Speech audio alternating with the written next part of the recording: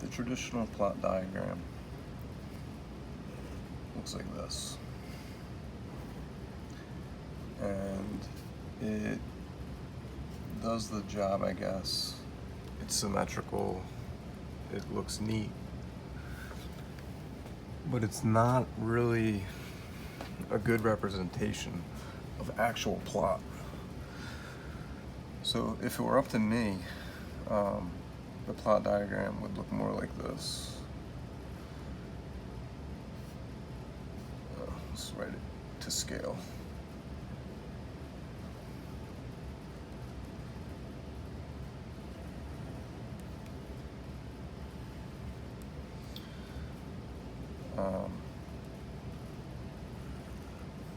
With rising action being this entire climb, and falling action being this entire fall. So we're told that in the exposition, the conflict's revealed, the characters are revealed, and the setting is revealed. But the most important thing to worry about is the conflict. It drives everything forward. Then rising action are events that complicate the conflict. So they make it more difficult. They make it more challenging. So if you wanted to win a game and you broke your leg, or the best player on the team moved away, or you just lost a huge game, these are things that would make the ultimate goal seem less attainable, more distant. It's more of a challenge. We're going to come back to climax. So after the climax, you have falling action, which are just like slowly wrapping up and leading towards the end of the story. Slowly wrapping up the conflict and leading towards the end of the story, which is called the resolution. And the resolution is simply what's implied. The resolution is, how does the story end? The implied continuation of life at the end. So, like for example, at the end of Frozen, everything is restored, everything's better, and everyone's happy, and they get rid of Hans. And he, it flies into a pile of poop. So it's the implied continuation of life at the end. Even if there's a cliffhanger, they set up a sequel. That's your resolution. Anyway, I like my model better because most of your stories, your good stories, are going to spend the bulk of their time in rising action. Rising action is the most interesting part. It's when suspense is built. It's when we become concerned for characters and start to think, oh my God, how are they going to accomplish this task? How are they going to overcome this? What are they going to do?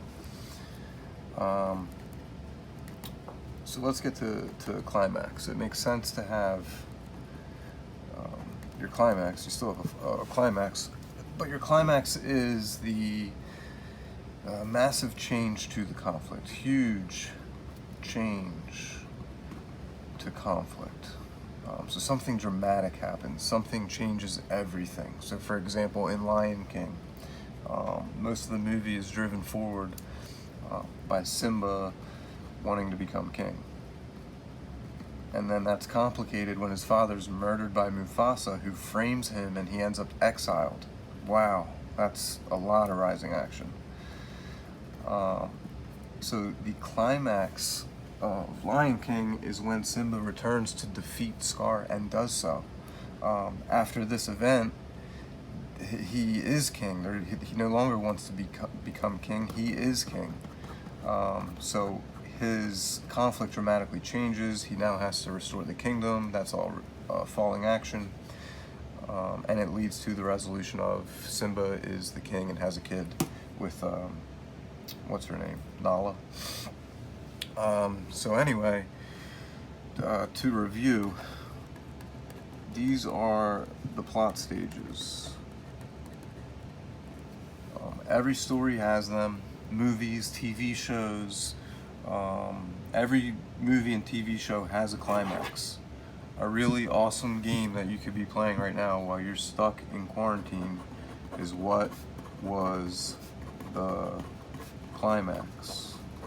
And some questions you can ask to determine whether it is the climax is, well, what was the main conflict? Did it change? And also, is it near the end? We really don't have anything else to look forward to after the climax.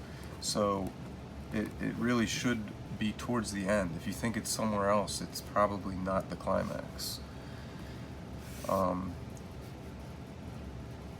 So this is the traditional model that you're probably used to seeing. I don't like it. It's misleading. It's not a true representation. And this is what I tend to teach students because it's a fair representation of where time is spent in the story. The best stories spend the bulk of their time in the rising action. So that was my quick mini lesson. Hopefully it was informative. Thank you.